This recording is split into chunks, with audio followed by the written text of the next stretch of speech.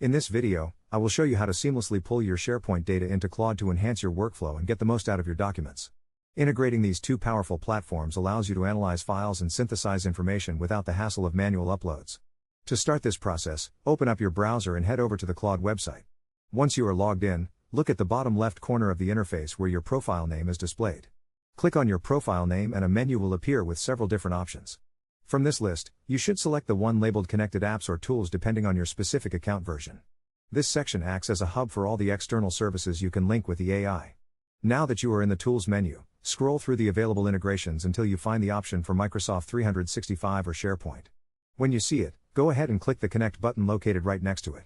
This action will trigger a secure authorization window from Microsoft.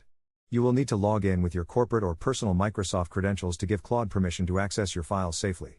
Once you confirm the authorization, the connection will be established and you can start querying your SharePoint folders directly within your conversations. This setup is a massive time saver for anyone managing large sets of data across different teams. Thank you for watching this guide, and I hope this integration makes your daily tasks much more efficient and